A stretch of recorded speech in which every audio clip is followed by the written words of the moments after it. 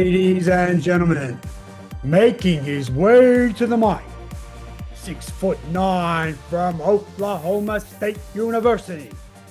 He was a Cowboy, a Philadelphia 76er, a Bendigo Braves champion, and he's our favorite, Platinum Money, Ivan McFarlin. Welcome to the pod. What's going on, man? I'm good. It's great to see your smiling face, my friend. And That's good. we've got the reason I wanted you to come on this week is because you are a very magical man, but also you live in Oklahoma, and that is where obviously is the center of the basketball universe this weekend. Let's just start off with can you tell us where you are actually right now and the vibe around the state? Well, right now, I currently live in Stillwater, Oklahoma, which is about an hour away from Oklahoma City, and I will say that I'm a big Thunder's fan. Mm-hmm. Even before the young guys come in, obviously we had Kevin Durant and Russell Westbrook and James Harden, which was a real good big three. But now we have what I think is going to be the future for a long time, and Chet and SGA and Jalen Williams. So it's been great, man. I've been to a few games this year, and just the way that they play together at a young age, some that I wish I can teach young kids now in high school how to play together with guys like that, and make it so much easier. But I mean, they're so great for our state and our community. It's good to see them play, especially on TV. But when you get a chance to go watch them play, it's awesome. That's fantastic to hear, and the crowd definitely seems to be right into the game. First and foremost, I'm just going to say that I normally dress the set. So the reason that there's so much Iverson stuff here, I usually have a bit of like Braves memorabilia and whatnot, but because it is Allen Iverson's 50th birthday, I thought we would dress it in my Iverson memorabilia, and we're going to get to him a little bit later because, of course, you played with him for 11 games with Philadelphia and famous in that trade, which we'll get to. But that's why we've got so much Iverson stuff in the background. I'm just setting the tone right there. Yeah. But so back to OKC. Well, before Thunder, so you're coaching high school basketball at the moment. What's your average week or average day like, Ivan? Well, yes, currently I'm still coaching basketball right now. A typical day with me will probably be waking up at around 6:45 in the morning. Get a good breakfast and then head out to my job, which is a school called AGRA Public Schools, which is kind of a Class B school, kind of a small school, but I'm able to be kind of hands-on with all the teams in terms of coaching the kids from early age until they graduate from high school. So start at 7:30, train my junior high kids, 7th, 8th grade, and then start my day off with physical education, which is I'm a physical education teacher. And then after that, at times I can become a counselor for some kids that's probably going through some things they need somebody to talk to. And then kind of like midday, I coach my 4th, 5th, and 6th kids. And then in the afternoon, I practice my high school kids. And after that, I can say I probably get home about 5 o'clock in the afternoon. And then I have to train my own kids at the moment. So pretty typical day. And, I have to learn how to manage being a teacher, a coach, and being a dad. And as of next year, I'm in a new role now. So now I have to manage the role of being a teacher, coach, dad, and also being an athletic director, Oh, which is congratulations. kind of, yeah, thank you on that. And just kind of being over everything, and it's a new journey, but I'm enjoying it. So Mhm. um, most of my time throughout the day is is involving basketball and involving helping kids to become better, becoming better every year. So pretty fun job for me. Excellent. So, Yeah. um, well, you mentioned your kids. So you've got four kids. Yes. There's Ivan Jr., the twins. Can you Yes. give us their names and ages? Because we know that when you were in Bendigo here, you actually did sacrifice some of Mhm. those early years for those kids. So, um, yeah, update us on the kids' names, ages.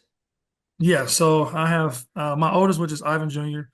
Um, and he is 15 years old right now. He's about Mhm. to enter the 10th grade, and he's about 6'6" right now, and currently still growing at the moment.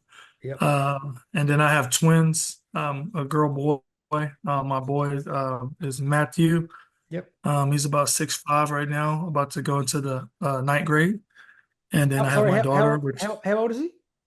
he's about to turn 15. And he's 6'5" Um, already. yeah. So, Okay. and then I have my daughter, um, at the same age, and she's about 5'10" and a half, and Yep. she's currently playing basketball too. And then, um, my new addition, which is Austin.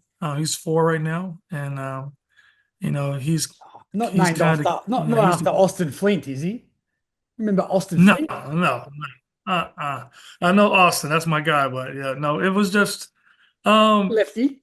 we was looking for a name with 6 letters, and we're starting with the A, and it just seemed like the Okay. perfect name. So You spelled with um, IN or EN? A, and so it's Austin. Gotcha. Yeah. Yeah. Beautiful. So And so you're coaching high school, which high school team? I'm coaching a team called Agra. Yeah. With the Bearcats, and And I coach. your daughter's in that team? Go. Um, I coached Or is that a different team? those high school, junior high, and elementary. I coach it all. Oh, wow.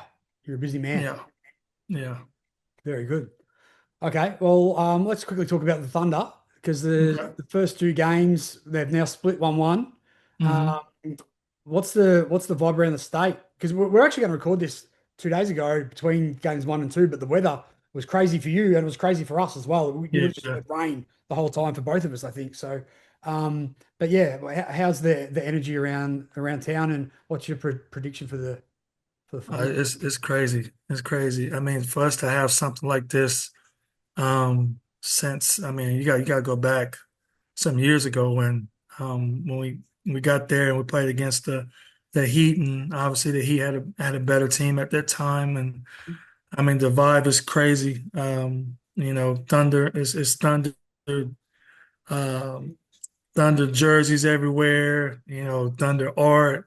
You got young kids wanting to be like SGA, and I mean it's just crazy. But I think we need this at this time. Obviously, with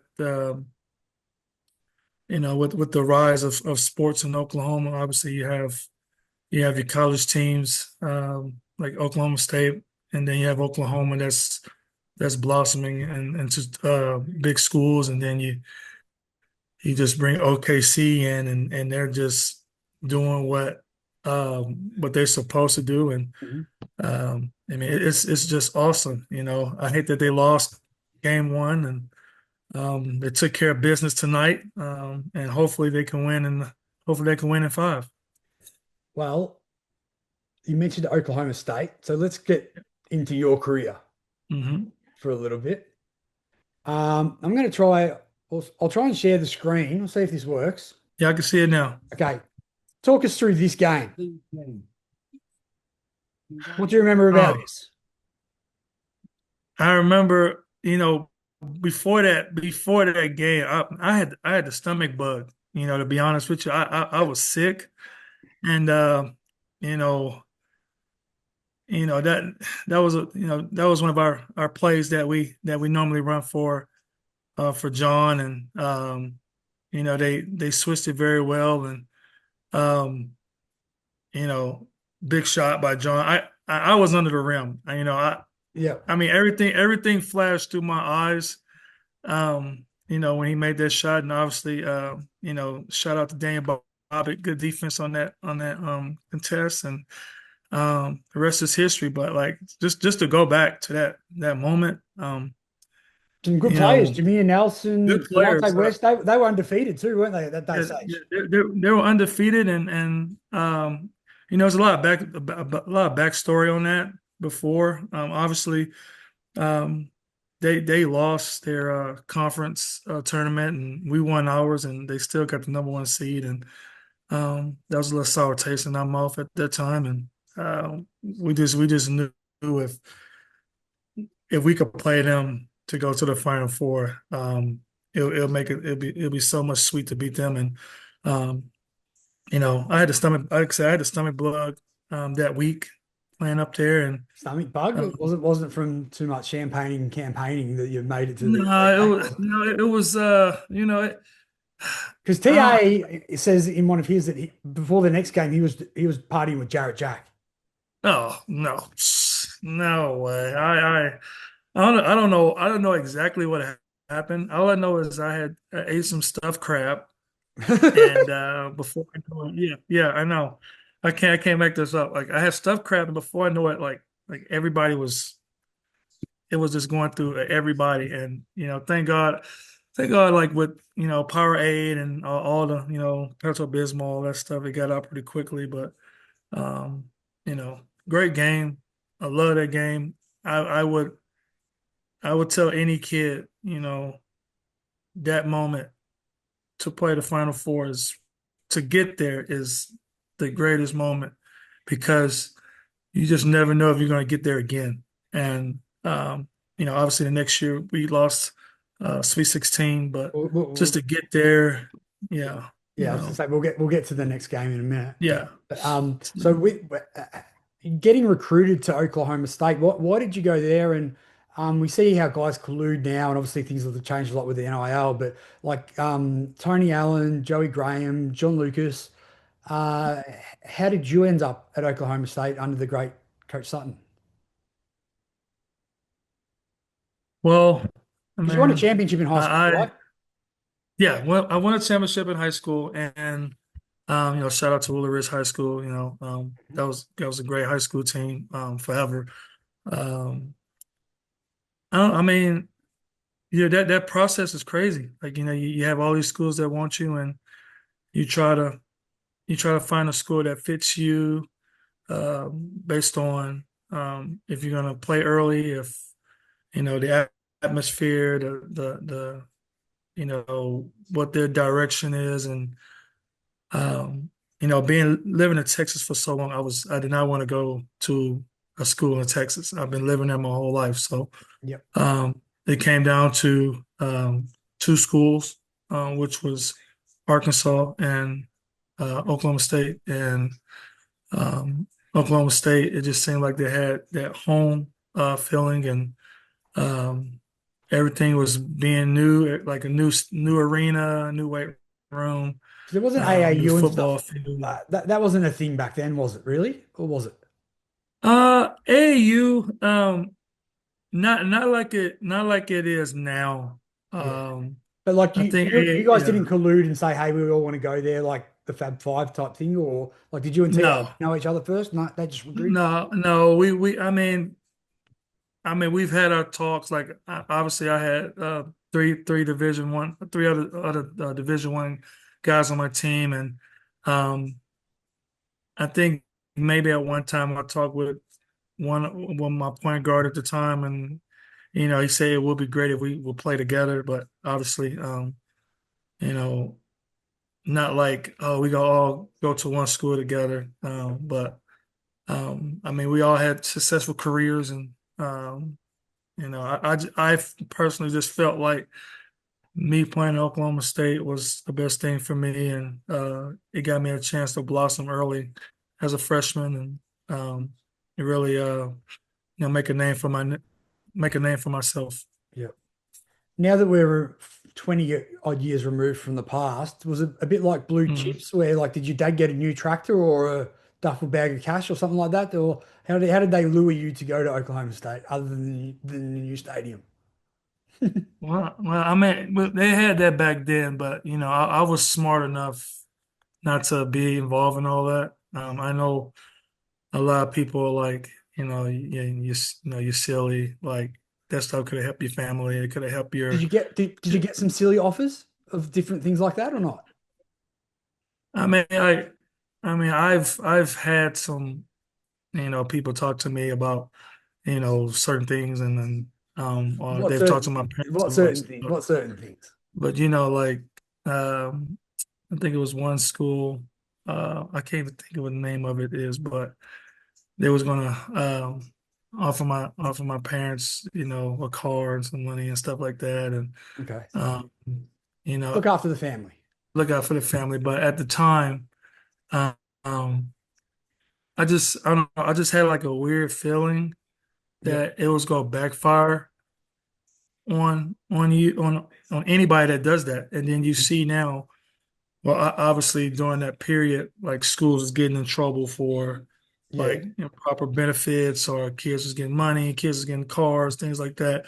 And I think all that happened when LeBron was in high school, and Yep. he got the new Hummer and everything, and they were like, how is he getting that if Yep. his mom is working two, jobs or whatever. Mm.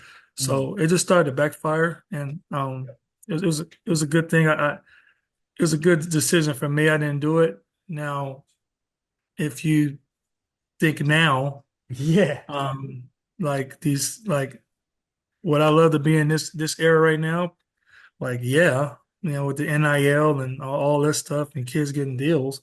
But I think back then, um, I just wanted to go to college. Like Yeah. I And that's wanted to when go to college. college basketball Yeah. was at its heyday back then too, really. Like, I mean, even us here on the other side of the globe, we were probably more into college basketball because we were at that same age, like, in hmm that late 90s, early 2000s, where we were at that uni level and we were doing rackets and we were probably just engaged in the March Madness back then as much as we were in the NBA. Yeah.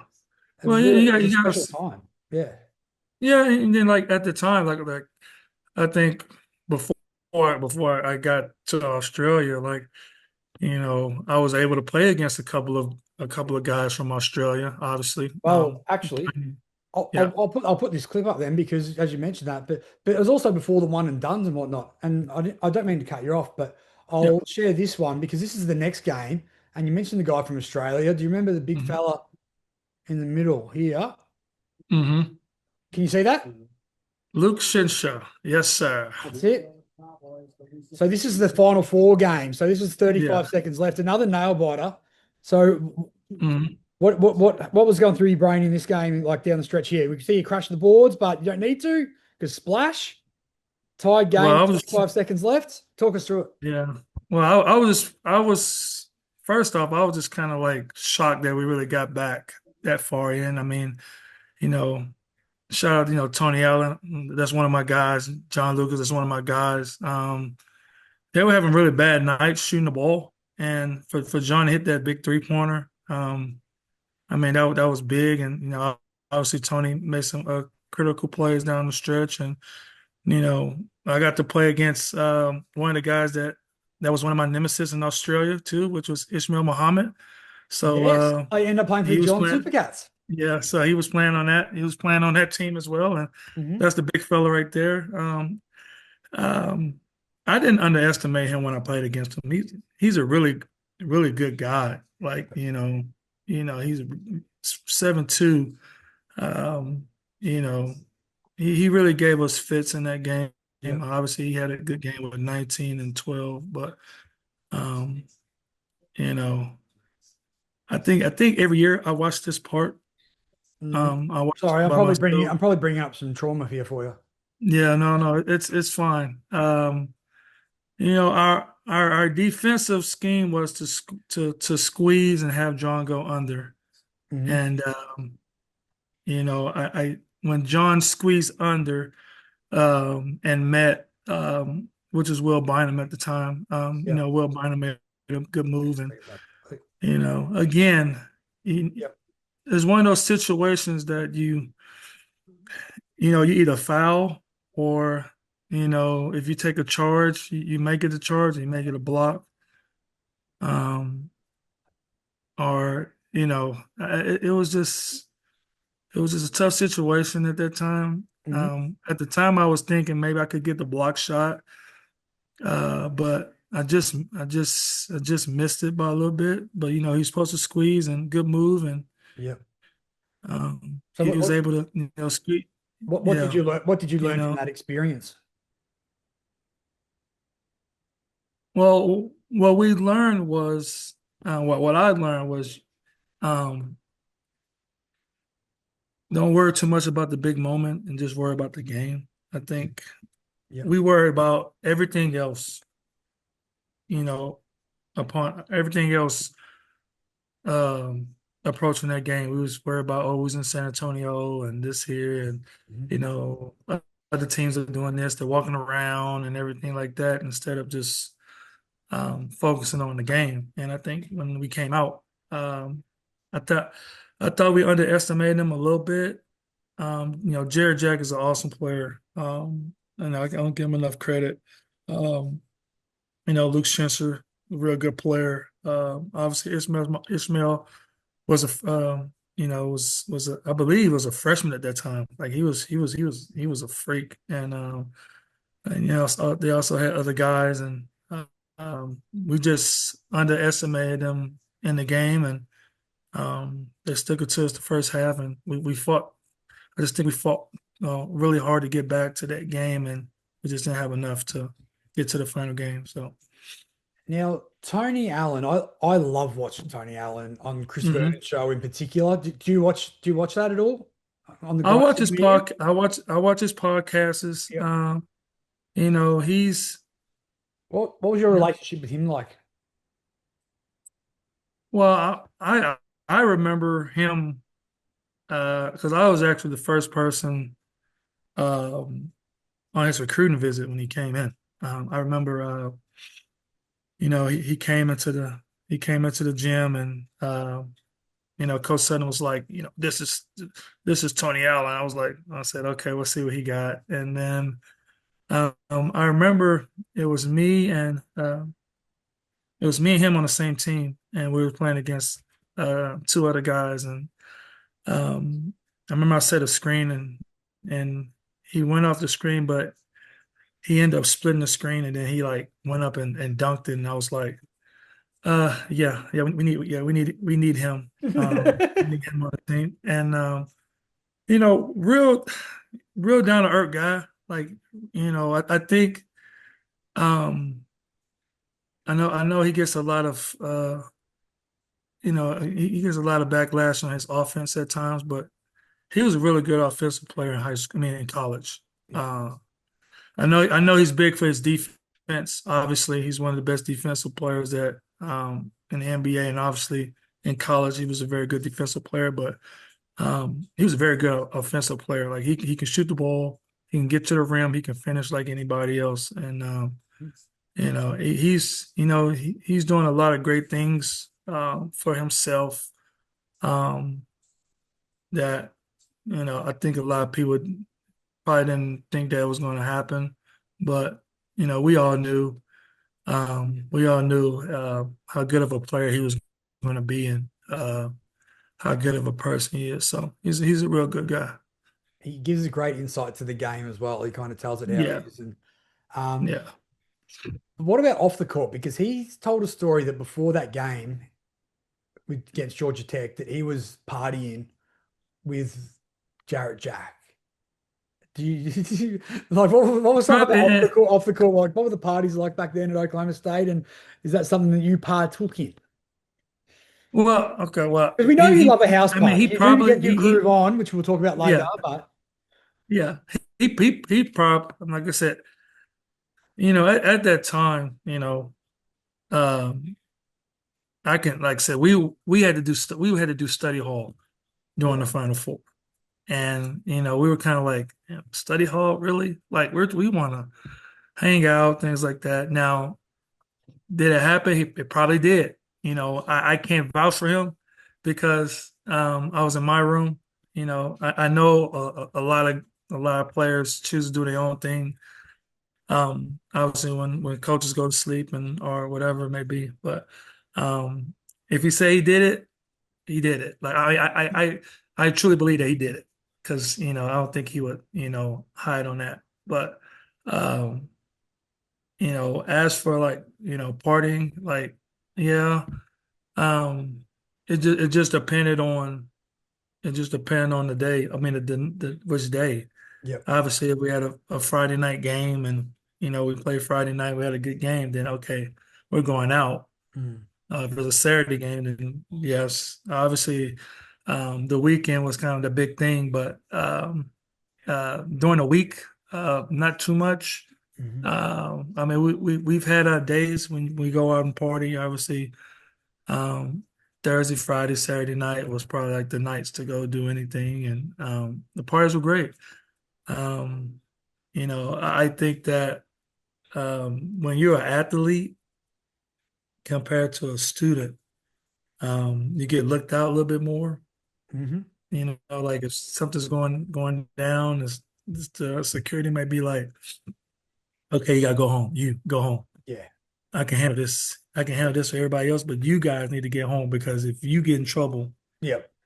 it's not good for you. But if this kid gets in trouble, just a normal kid, like Yeah. I mean, it's a student. But Yeah. if you get in It's a little trouble, bit it's different. Yeah. yeah, like so Yeah. party life was great. Um,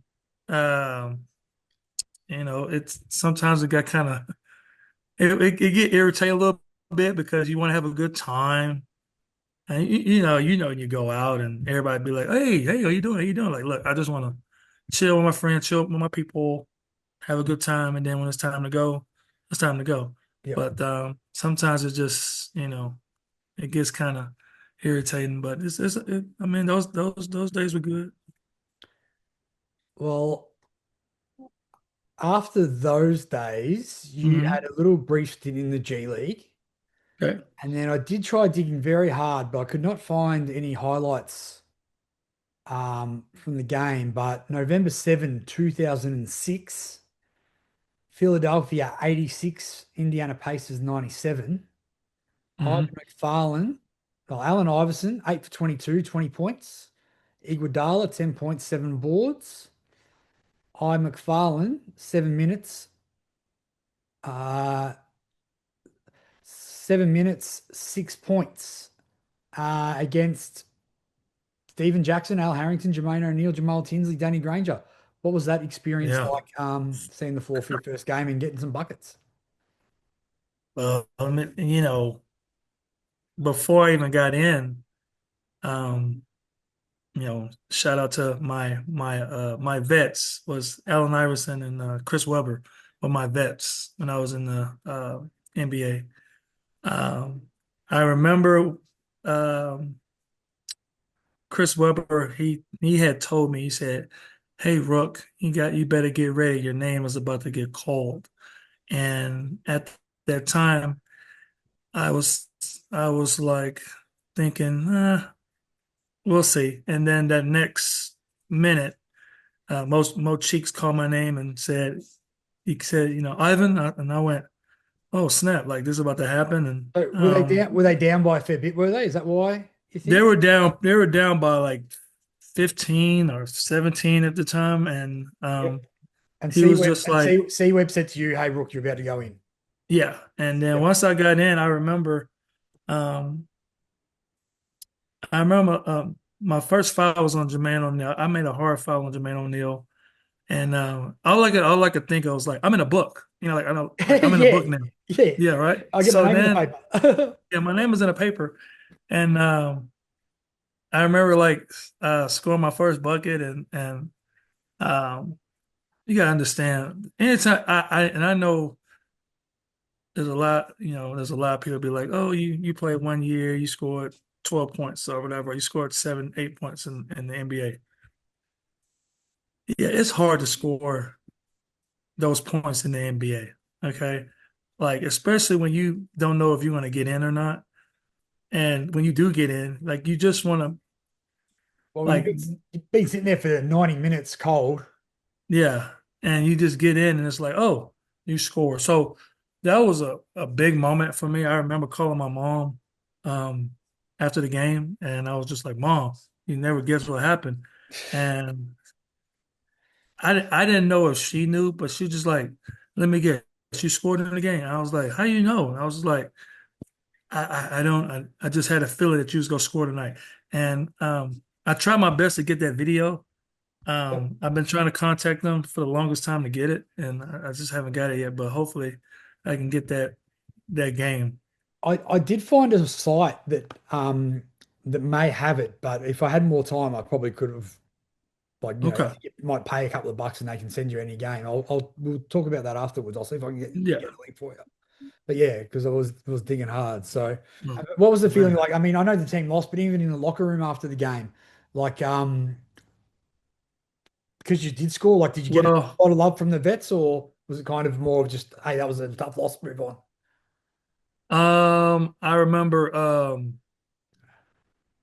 I remember going to the locker room because obviously we lost the game, so you can't like really cheer Yeah. after the game. But I remember a couple of guys came up to me and it was like, good job, Rook. And how was it playing against Jermaine O'Neal? And I was like, Yep. I was terrified. I was scared. Like, like really, I was scared to play against that. And then to play against, Jamal Tinsley and, um, play against those guys like, that you look up to because those guys are in the league. You look up to them guys. And to play against them, yeah, I was a little scared, but I think once they came up to me and they said, "Hey, good job," and Well, um, there's your shot chart. Can you oh see that? yeah, yeah, yeah, I see that, man. Do you Oh man. do you remember Whew. do you remember those couple of moves? I remember I remember the move inside. I think that I think I got that one off a rebound. Yep. And What was the play-by-play say? I I'm haven't just looked trying at to that. think. Yeah. What was it, fourth So quarter? We got, where are we? Scrolling. I McFarlin. Where did you go there? Loose ball foul on uh, Rory Marshall. That's a name there's a DJ in Melbourne called Rory Marshall, but that's uh, Rory Marshall. Ivan McFarlane makes 10-foot 2-point shot to cut the lead to oh man, yep, 16. yep. There you go. Yeah, I'm at the yeah, you might have to send that to me, man. I'm at the Missed a free throw. Yeah, I made a couple of free throws too. Yep. I Mate, think missed your first one, oh yeah, yeah. being a rookie. Mm-hmm. Made the second one. Yep. Offensive rebound, missed Yeah, layup. shout out to my guy Kyle Korver, man. Yeah, he got me my assist. I gave him his assist for that game. He's a good guy too. Very nice. There you Yeah, go. yeah, man. Those are great times, man. I tell you, like it's So if we look at the roster, yeah. well, I was going to ask about it in college, but it's probably a bit more interesting in the pros because we had a lot of Hmm. fun when you played in Bendigo. Obviously, I was doing the court announcing at the time and working with the D League, but came on a few bus trips, and the bus trips and the gambling and the rides home are very fun. But I would Hmm. say they're nothing in comparison to what happened on the bus trips and the plane rides with the Philadelphia 76ers with Allen Iverson and Chris Webber on the team. Oh, Can you please oh just no, no. describe Uh-uh. um, the can you please just describe Yeah, what that was yeah. like? I Tell us about mean, you played cards, well, right? well, Tell us you well, played cards. well. First, obviously, um, you know, been, the Bendigo bus rides are hard to beat. You know that's just it's just hard. Those guys are they're amazing. They're crazy though, but they're amazing. But we'll get to that later. Um, the NBA plane rides and trips are like they're crazy. I got a few. Like I remember the first time I was you know, I, obviously I was a rookie and I'm on a plane and obviously they have a game called Boo-Ray. It's kind of like spades, but Hmm? um, it just depends on whoever has the most suits um, out of five cards is the winner. But the way it goes is it may be um, four people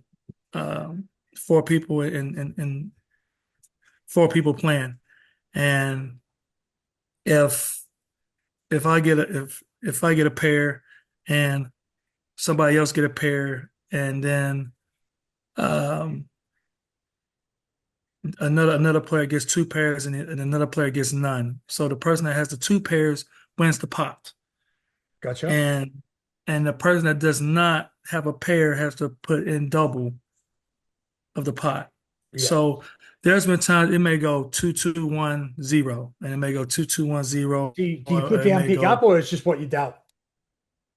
is what you dub. So Right. like Luck of the so draw. each I give example. So I'm watching it when I'm watching them play, and it might be $5 a hand. So that's $20 you put in the pot. Okay. If you don't have a pair, then you have to put in 10, but Mhm. everybody else got to put in five. So, and it just continues and continues and continues until it can get to 700, $800. So And then what? once that person has two pairs, has two books, and then everybody else has one and one, or one and one, that person that has those two books win the whole pot. They'll win the whole $800, start over again. Right. And that's just with $5. So I've do seen they? it get But do they start with $5, or do they start start with $5. really? Now that just is just that it's just those players. Now I've seen it when it started $100 a pot, like $100, per hand, and it's gotten higher to about 7,000, $8,000. And So can you I'm set the just scene looking. for us? Like who's sitting around the table? Like is this on a plane or on the bus, or It's on a plane. So so like like is it on sitting up the back? The drinks around if the what's it the get time? Because it depends on how the plane is. okay, So like there's some planes, okay, like obviously our team plane, we had a table on the front. yep, So they played it on a table. So it could be two in the it could be two, and then it could be two.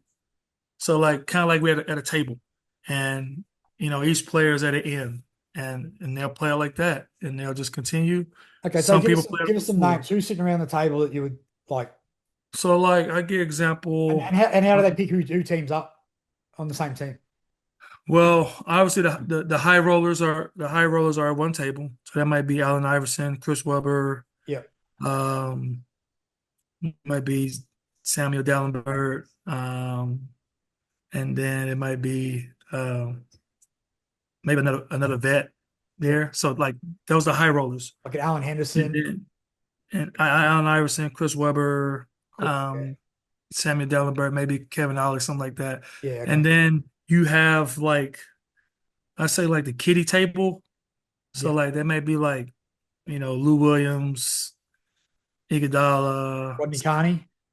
Ronnie Connie, something, yeah, those guys. I never got into it because I know at that time um I wasn't making the money they was making, obviously. And I know I was the type that, if I get a check and put it in my account, like those guys, um, they were getting like 200 some dollars every 2 weeks, and which is crazy. I was getting like somewhere between Two hundred thousand 22, dollars every 20, 2 weeks is what you're saying. yeah. So Yeah. I was getting like 27,000 every 2 weeks. Yeah. So uh, um, it's a big gap. Yeah. So but I seen him watch a game, and I remember Allen Iverson winning the pots. So I think it was like $9,000 he won the pot. And we're getting off the bus, and he says, "Hey Rook, I need you to stack all this money up and put in this bag." And I'm like, "Okay, like you want me to stack all 9,000 of this and put in this bag?" Yes, and carry it to my car. And I'm like, you got to understand, I got $9,000 in this bag, carrying somebody's car. Like I don't even carry that much on me like that. But for him to to tell me, first off, that means a lot of trust because Absolutely. I mean a lot 9,000 is a lot of money, but to them is nothing. It's just like that's like a tip Yeah. at a restaurant. So I remember bringing it to his car, and obviously I had my car, but um I bring it to his car. He says, "Hey, thanks," and he gives me like $700 for carrying the money to his car, and I'm like this is crazy. Um, but I mean that's just light stories on the bus. I mean on the plane. On the bus, I've seen him play card games. After a game, I've seen it get as high as like $25,000.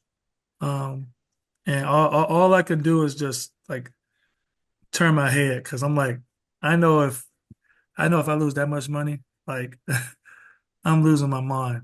Uh, but that's I mean that's how it was, and um, they enjoyed it, you know. And as a young rookie, you know, I was thinking like all the stuff I hear is true. Like this is true, you know, like this, like y'all do this, and then um, they're like, yeah, and um, they used to pay me like $300 just to fix the money to make it look so it won't be all over the place. Yeah, They yeah. would be like, "Yo, Rook, come back here and fix the money," and I would be like, "Okay." I would fix the money. They would be like, here's $300. Go back to your seat." And I'm like, "Oh snap, $300! Like that's crazy." But I mean, card games were crazy. I mean, I've done some wild things to get. I've done some wild things for them, obviously, as a rookie, obviously rookie haze and stuff like that. But um, I mean, I think the craziest thing I had to do for one of them is um, in Toronto. So in Toronto, they got a liquor law, so you can't have liquor after a certain hour. And I remember we just played Toronto, and Allen Iverson had just, you know, he had got like a 24 pack of Corona, and he was like, "Hey, Rook, I need you to have these on the plane before I get on the plane." And I was like, I said, "Man, how am I?" He said, "I said, how am I going to get this on the plane when there's with the liquor?" They said, "Figure it out." So I'm like, okay. So I'm looking. So I had to end up putting, I put, I put seven of them in my backpack. Um, at the time we had like the big jumpers, like the big sweats. Yeah. So I had to like I had to my tuck my bottom part in my shoes, and I had to slide them down in my sweats. So I think I just yeah, I had to slide like maybe You're six like or seven of those. old school And bootlegging, then mate, I like the had like Cornish. yeah, yeah. And then I had like three or four of them like uh in like a bag that I had got some food. But I had to like use like a napkin like to cover it. Yep. And so I get to the plane. Like I'm telling you, I'm like scared. Like the security, it was like five security at the gate, at the patting down, everything like that. Um, but they was about to pat me down, but they said, "Oh, you're an athlete. Go ahead, go through." I said, "Oh man, I would have been done." Were they clinking Um, and like when they be banging and clinking together or what? no, I mean, no, I mean, I had it like a right way so it won't be making no noises. But I get Is to that the why you walk plane. how you walk? Like, because you've just Yeah, overcome I had to coronas. I had to walk slow, and I had to walk with like you know with a lean. But I get to the plane, And I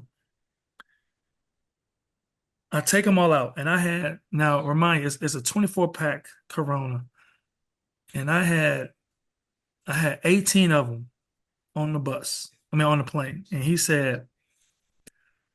looks at me and said, "Hey, Rook, hey, thanks for getting them on the plane, but make sure I want 24 next time, not 18."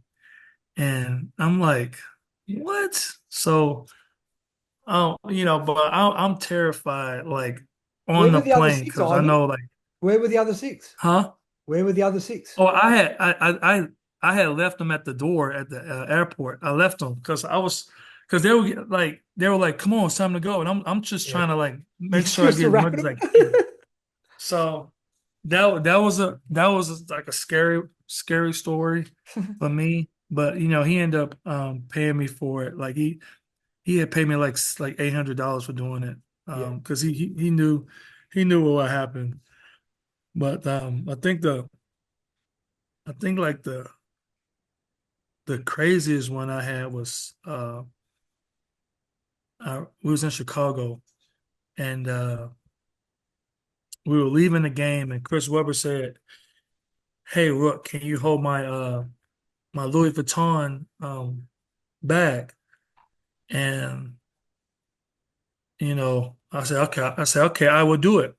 So I'm holding his bag, and I noticed that it was like some stuff spilling inside of the bag. So I opened it up, and his lotion is like he has some lotion that had the top open, so it had spilled in the bag.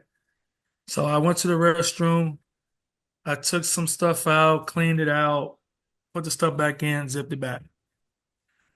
And then we get on the plane, and he says, "Okay, Rook, be honest with me. Did you open my bag?" And I said, before you think I'm trying to be a thief, I did open your bag. Your lotion spilled. You had lotion spilled in your bag, so open it up. So he opened it up. He saw the lotion, Yeah. like the wet, like the lotion spots and stuff, and he said, "All right, Rook, I appreciate you being honest with me, man. I appreciate that." And he opened. I didn't know he had a Manila folder, like a small Manila folder inside his bag that Mm, had money in it. right. It was $150,000 in that thing, Jeez. and he uh he opens it up and he says, "This is for your honesty. I appreciate you being honest." So he gave me like 1,300 for watching that back. And like if I had lied, I probably would have got nothing because Yeah. but I told him the truth. But again, like you gotta understand how much money is in that. That was But you 150,000 didn't in know that. that was in there when you first I came. didn't know. Yeah. I didn't know When until you clean, he when you opened it cleaned it up. out, did you see it? No, because the only thing I took out was the lotion, and then like it was some I think it was like some body wash or something. Those Hmm. are the only two things I took out, and I cleaned it out. That was it. I didn't go any further than that. So that was a crazy thing. And obviously, going to the clubs, like that's I had a lot of club moments too. Um, I mean, we can be here all night on those, but I mean, I for my year being there, I experienced a lot of stuff, and I mean, I wouldn't trade it for the world. I learned some valuable things from Yeah. from each incident. Like going to the club, like obviously, Allen Iverson showed me some things that till this day, um, I still like follow. Like obviously going to the. I remember we went to the club in Toronto. We went to the club actually the night before the game, and there were some people that wanted to give him a handshake, and he gave him instead of open instead of opening his hand out, he gave him a fist pump.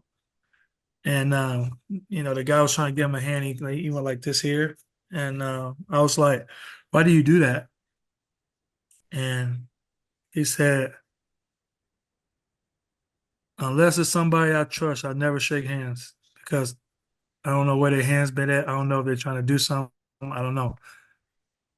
But if I trust you, I'm always give you a handshake. And then from that point on, I was like, oh man, valuable lesson. So now like every time I used to see him, like um after basketball games, like if it's like uh basketball players, like if he go like this, to like, hey man, you did good. Like he trusts that guy.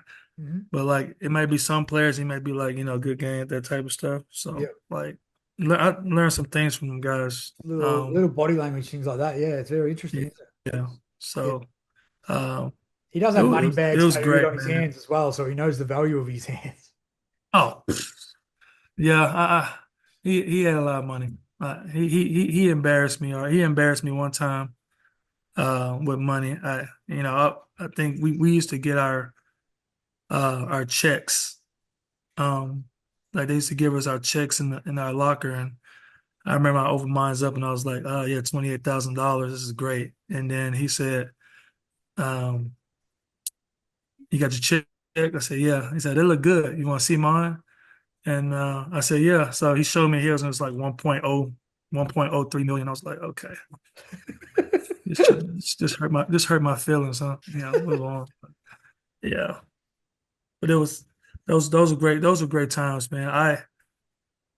I would tell kids till this day, like what you guys think about NBA is totally different when you get there. Like now, obviously, um, when you get there, obviously you got to work hard at your craft and what you're doing, but um, you also gotta whatever those veterans want you to do, you gotta do it because they've been through it, and they expect for you to go through that too. So, um, some valuable lessons learned there. So, You mentioned, well, there's two ways we can go here. We'll go. You mentioned about some of the clubs. Do you remember which clubs you went to, and which were some of your fondest memories from back then? um, Was it a regular I Philadelphia spot, think or was it more when you're on the road? now in Philadelphia, I've been to a couple of spots there. I can't think of the names. Like I remember I went to one club and I remember seeing like Wanda Sykes in there one time. Yep. Uh, you know, she like very funny comedian, and then um I'm trying to think what else. There's been times I've seen um oh, and like in Miami. Like, I think Miami is probably the one that uh I can clearly like visually think this night. Like we went out. Um, I don't think it was Club 112, but I think it was. We went to a club kind of like it was it was by the water. Um, I go in there and I remember at the time I was a big, like iced tea and cocoa. Like I was a big iced tea and cocoa fan. Like I used to watch the show, Yeah. right? And I remember he comes in, and like my first thing I'm thinking like, oh, Coco gotta be here, right? If he's here. And he walks in, and I remember the first time I saw him, I said, man, he's short. Like he was, I mean, I don't try to be rude, but he was short. And then I see Coco and I was like, oh man, oh, oh man, this is crazy.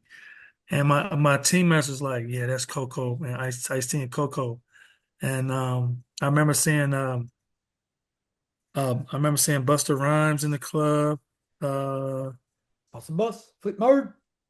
yeah, uh, good times, man. Like that club was great. And then There was one time, I think I got to my. I think well, I had to stay there because I had to make sure the vets had to leave. yeah, So there'll be times that we would leave at like 3:30, and then I had to we had to get the hotel. I mean, get the taxi, take them there back to their room. and then I had to turn around and wake them up at like 7 o'clock. So like I had to make sure I had like three alarms when I got to the hotel to wake them up. Wow. Because if I didn't, I would get fined. Yeah. So yeah, So you get no sleep and you've got to be the first one to start working out on the court as well. yeah. Yeah. So, but Um, it's fun. It's. I mean, it's fun. you You mentioned know, that you're 2012. dear. Yeah. You mentioned Huh? that 2012 So. earlier, Miami, and Oklahoma City when they went to the finals back then. Hmm. So Austin Flint, it was his 21st. He was playing at Oregon Tech. I was living with Nick Okay. Ald at the time. So Nick and I flew over to Oregon Tech. Sorry, to celebrate Austin's 21st. Then we went to Hmm. Vegas, and then at the end of the trip, this was the lockout season, so they'd shortened it. And I saw that obviously I go for Philly, loved KD, and Miami's schedule was um, Monday night game against Philly, Tuesday night TNT game against OKC, and then the Hmm. next play at Orlando the next night. So we're like, said our mate Ryan, a travel action, Ryan Pedrotti, book that. We'll make that happen somehow. So Hmm. we just come off the Vegas thing. We were kind of like going out of Miami. Let's see what it's like. I mean, three guys from Bendigo. We didn't know what the hell we were doing, and we just been to the game. Philly lost, but they played pretty well. So I was up and about, and Wade actually didn't play. This was back when load management was a thing because the TNT game was the next night. So saved him for the big nights against the Philly team that wasn't so good. Actually, the Philly team that ended up beating Chicago because Derrick Rose got injured that playoff.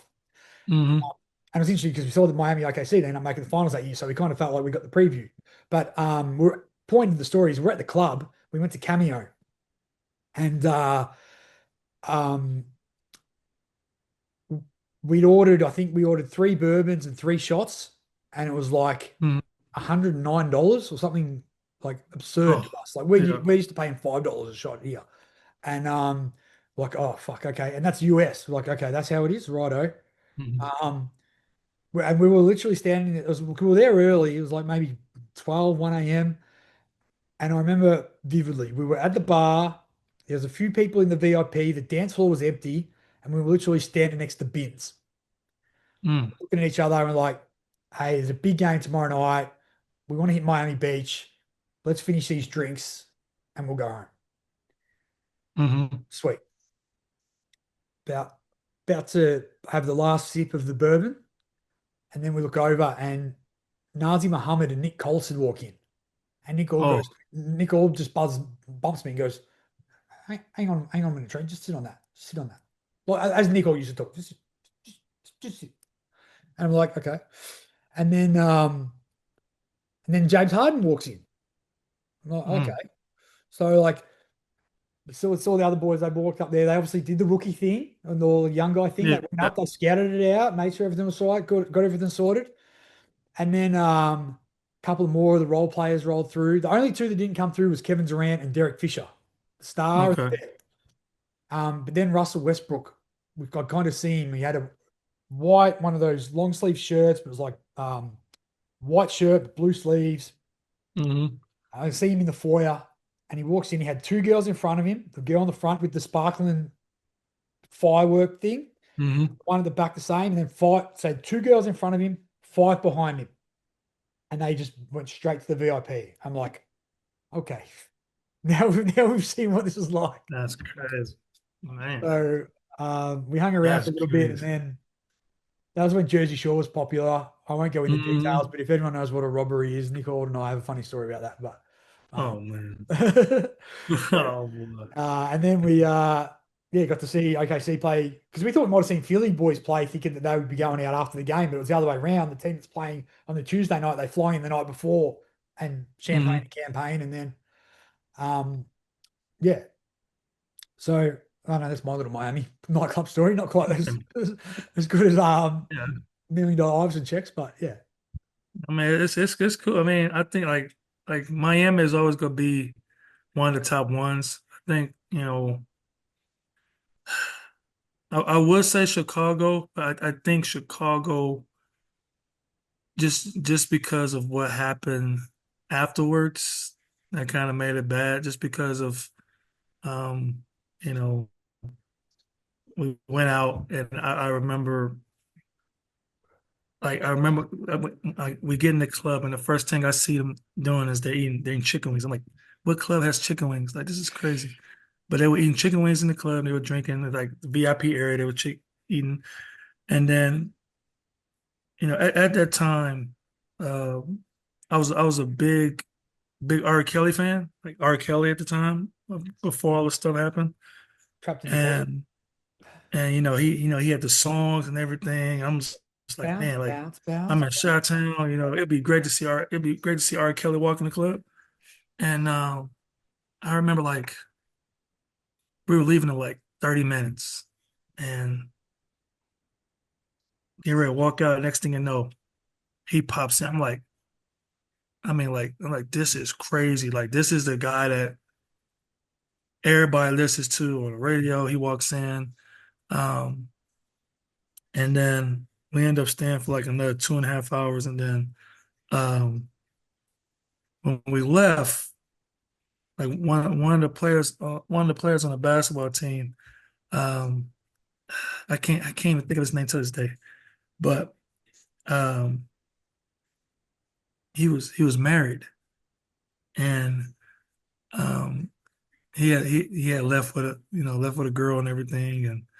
And next thing I know, like, we get up to go downstairs for practice, and I remember him getting on the bus, and I was the first person to notice it. I said, "Hey man, what's that on your neck?" And he had like this big red, like, bruise on the neck, but it was a hickey. Like, the girl was like kissing, and um, what made it worse was, um, the uh one of our big guys, the starting big guy, got hurt, so he was going to start that game. So we were like, dude, you gotta find something to cover that up. And um and shout out to Allen Iverson, man.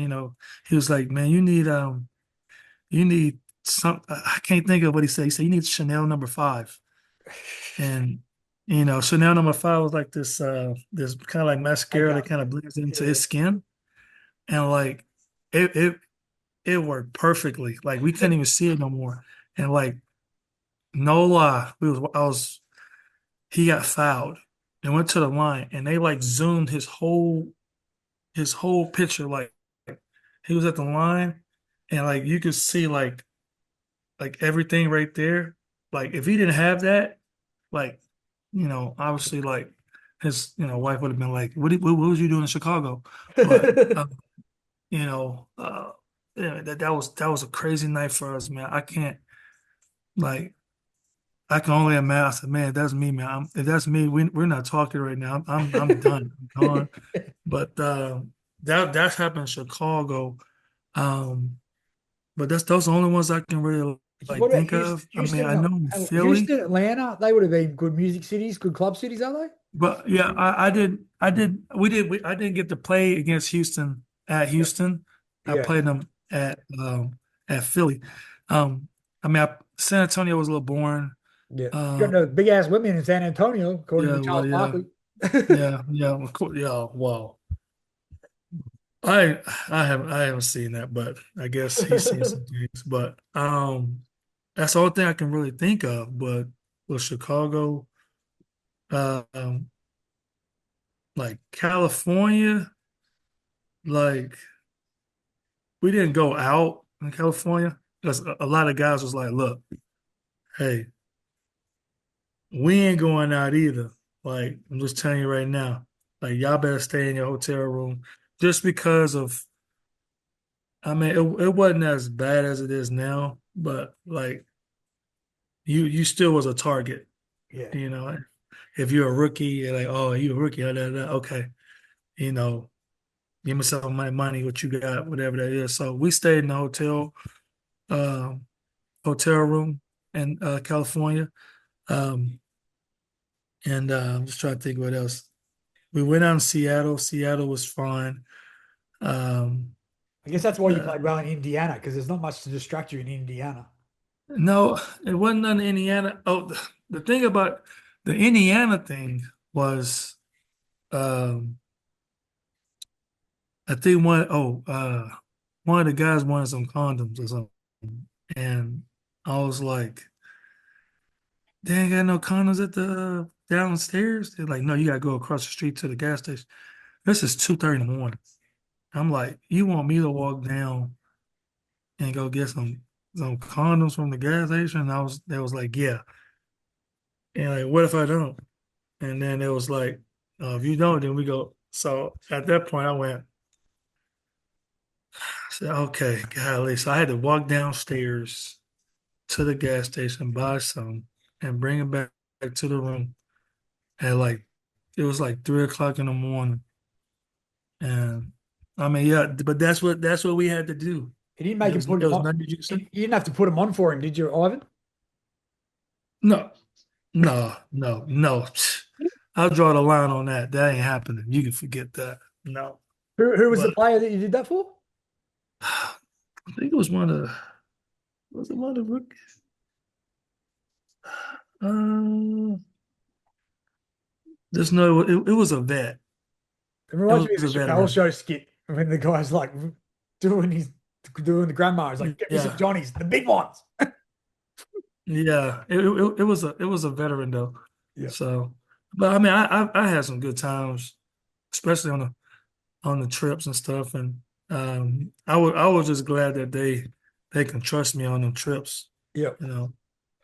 Well, So it's interesting you talk about trust because I'll share the screen again and okay. see because then obviously this happens um in December of 2006. Okay. Nuggets acquire Iverson from Sixers. And little known Mm-hmm. fact is that it was Allen Iverson and Ivan McFarlin for Andre Mm. Miller, Joe Smith, a pair of draft picks. Um, and obviously that changed your life like that. Yeah. Um, well, how did you find out? We didn't even go into how you got on the team in the first place, but how did you find out about getting traded? Man, I was in a barber shop, to be honest with you. I mean, I know I don't have hair now, but at the time, I was getting a haircut, and I remember the barber was like, they said, "Man, Allen Iverson got traded," and I said, "Okay," and they said, "Yeah, and there's a couple of guys there too." They said, "There's a couple of is a couple of young guys and something like that," and I said, "Okay," and then. Uh, I had them finish up my cut. I, I drive back to where I was living at the time, and as soon as I got into the house and I turned on ESPN, and it was Allen Iverson trade. It was Allen Iverson, Ivan McFarlin. So once I saw that, um, So you saw it on my ESPN agent, yeah, my agent called me. My after you agent saw it called on me. ESPN. Yeah, my agent called me, and right as soon as I turned it on, I saw it. My agent called me. He was like, "Hey man, you just got involved in a trade to Denver. Um, just let you know Denver's going to waive you immediately, and then we're going to find a job for you overseas." And that's how it happened. Like So that's probably it, that in between time, I guess, of the happening and you finding out about it. I would hope and expect maybe that's probably your agent doing the back end of trying to get you another job or finding out what mhm. that Denver are actually going to do with you. Would that be right? Or No, yeah, that's right. I mean, because I think once I think what they do first with the team. yeah, They try to find, okay, we gotta find the right pieces to kind of like equalize the this money and trade. everything as well. Yeah. Yeah. So I'm It wasn't a thinking at the secret that time, Iverson was going to get traded. Like that had been brewing for quite a while. well, I mean we heard it, but we didn't think it was gonna happen. Well, We because he was just thought originally that supposed to go to maybe, Detroit before the '01 season. But yeah. I Matt mean Geiger didn't waive his trade kicker. Otherwise, he would have been in Detroit for Richard Hamilton. Yeah, we That just '01 season wouldn't have happened. yeah I mean, like we just had a feeling that it may happen. Yeah, Um, but we also thought that he and Coach Chicks gonna work it out yeah. and have him play the two because he So was wanted it, to play the two. He didn't want to play point guard. so was it between him And and Coach Cheeks, or was it more an ownership thing that you from your yeah, from him and the coach? hmm Yeah, right. because like I used to talk to Moses Malone. Rest in peace. Moses Malone, big time 76er fan, and he was saying like hey, they didn't want to trade you. Yeah, Like they just needed somebody to put in that trade to make it match. yeah. Because I mean they really like you here. Hmm. But I understand that's how the business thing goes, and um, I was blessed to get that feeling of how it was, and Yeah. I'm able to talk about it, and also talk about how overseas life is too. It sounds like you're quite beloved and trusted by those that we respect around the Hmm. league, much like you were here, I suppose. So it says a lot about Yeah. your character. But Moses Malone, obviously, one thing that I could see very clearly that you learnt from him was how to boost your rebounding stats by missing layups and getting your own offensive rebound and missing a layup and getting your own offensive rebound. And oh, Ivan's got 19 offensive line rebounds tonight and from Yeah. doing those little trick. But what are some of the other things that you learnt from him or even like C-Webb or AI as far as like a not a rookie hazing thing, but more like advice, player professionalism on and off the on or off the court? Well, what I would say with Moses, I mean, there were probably three guys that I watched growing up. Like, I mean, obviously everybody looked at Michael Jordan growing up. I just knew that I wasn't going to be Michael Jordan that frame. I mean, I just knew that. But there were two guys that I looked up to a lot. And that was Kevin Durant. I mean, Kevin Garnett and Moses Malone. Yeah. Um, Moses Malone, like I looked at him because he really didn't look to score that much, and he had a lot of good guys on the team, and all he did was just the little things to win, rebound, block shots, keep balls alive, things like that. And I figure if I can do that, a lot of teams will notice me. Yep. Um, and, obviously in high school, and then when I did summer league, that's how I got noticed as well. So um, he also told me just how to understand your surroundings, understand who you are, um, and understand who you are and what you're not. Yep. You know, don't be walking around here like you're like a gangster, all this stuff. Like, no, that's not you. Be Yep. who you are. Like, if you are a well-rounded person, if you don't want to do something, don't do it. Like you don't gotta be forced to do stuff. But also understand um, who who you represent. Like, you represent not only yourself, but your family, the organization, things like that. So like, learn a lot from him, and I think just um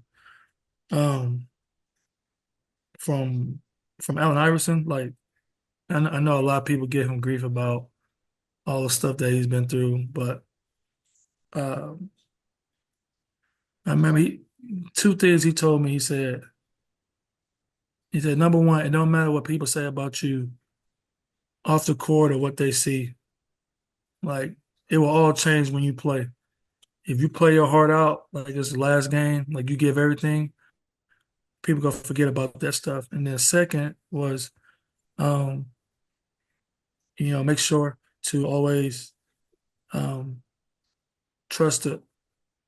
Always have like a real close circle of people that you trust. Like, till this day, I remember he was talking. He said, till this day, I only trust like three people, like fully trust three people that's been through the trenches with me. And everywhere I go, those three people go with me everywhere. And I still remember like when I was out the league and I was playing overseas and I came home and I went out with my friends and he so happened to walk in the club one night and um, he saw me and he was like, man, what you doing here, man? I said, I'm on vacation right now for Christmas break and um, gave me a hug and the same three guys that he hung out with when I was there at Philly, they hung out with him. I think one was his agent. Um, but he said that always keep the close knit with you. Don't have a real big circle. And like till this day, I mean, I'm nice with a lot of people. Um, there are some people that I do trust, uh, but there's some that I may meet them the first time. They're nice people, but that don't mean I trust them just yet. So Yeah. those two guys really taught me a lot, just from the valuable lessons. Um, growing up. So just those two in particular. It's interesting that you mentioned trust there because, and Hmm. also the story that you said earlier about Chris Webber. Because Hmm. here's another video that I stumbled across Okay. um, about when Allen Iverson was traded. I'll play it to you. Okay. Chris Webber. Advice for the guys that's playing with Kobe. Because, you already talked about us being fans, competitors haven't watched it. I played with Allen Iverson. And I played with him. He was traded from Philadelphia. Okay. And I was really close with AI. So we talked and hugged and he left. And then I was sitting in the locker room. And I'm like, that's my boy Allen Iverson. He's one of the greatest players ever. I'm about to take everything out of his locker. I took everything out of his locker. I have about 20 pair of shoes. I got his jersey, practice jersey, shorts, socks. I took the dirty clothes bag. No lie, because I'm like, this is the greatest moment ever for and guys are just sitting around. I'm like, y'all don't want none of this? This is the our stuff. And at my house right now, I got the last shoes he played with, the uniform, and I'm just trying to get the guys to buy steal Kobe stuff after every game. Right. And take a picture like, have a newspaper so know the date, steal it, take it, go home and show your kids. Did you debate telling that story? Isn't that a bizarre story? I mean, he ain't lying. If that was me, I mean, if that was me too, I would. Cause I mean, because the thing is, he probably won't care about that. Yeah. Cause I mean, he probably wouldn't, Yeah. But that's how he was. That's how Allen Iverson was. I Did mean, you get a chance to go in and clean your locker out? man, ain't nothing in there. There was nothing in there. I cleaned out my own locker. I cleaned that out early. Yeah. But no, I mean, that's crazy. Um, I don't. Condone it? I mean, I don't. Oh man, I like I said, if I was him, yeah, I would probably do that too. That's Allen Iverson. Okay, that's not just some random guy. Yeah. But that is like the guy. And when he found out he was traded, he was probably already like, On all the right, because I think some of those, like, I give you an example, like if you're playing for Orlando and then you get traded to Miami, like you're not gonna want the Orlando stuff anymore. Yeah. So it's just there. Yeah. So like they'd be like, oh, Trent left this stuff. Okay, I'm about to take it all. But they know, like, but then like they're like, Trent's a big time player, like, so now I got this for memories and stuff. But I mean, While we're on AI and memories, I'll just quickly bring up my everyone talks about the 2001 game, obviously, but my favorite AI game since his birthday is this mhm, one here, where it was actually before it was the Eastern Conference Finals. It was okay, game six. They actually lost the game 100 to 110, but they were down at halftime. It was what was it, about 60 to 31. And then hmm they were down by 16 at three-quarter time, but he had 26 in the fourth. I mean, hmm show you a couple of highlights, but to me, like, because he had a really big game seven. but I remember watching this game at the time, and like it was one where they were getting smashed. Milwaukee were obviously going to win at home. It was going to go to 7, but then AI just got. Yeah, he could have sat him and rested him in the fourth, but instead Mm-hmm. he just went out and cooked. And you could see that by doing that, because he'd had a shocker, but then he built the momentum to go into have that good game 7. And I Mm-hmm. personally like learned a lot about that. Is like you can actually take something out of a dead game. Like, see, you get the steal here. He's in the open floor, like gets an and one. Like they came back, like they didn't win the game, um, but yeah, he had 26 in the fourth quarter. But just the way that that set up, I think got him on that momentum that then led into that big game 7 win, and then obviously that huge game 1 win in LA. And hey, if basketball was like Mm-hmm. a football and we had a Super Bowl, Philadelphia would have been champions that year. So, Yeah. and Indiana would be champions now. But yeah, I just thought that's a game that a lot of people don't really know. And I would just say, hey, go check out the highlights of that Bucks Sixers game, because that was the way that AI played in that one was pretty Mm-hmm. amazing. So, um, all right, let's we'll have a little quick break, Okay. and then we'll talk about your career post NBA.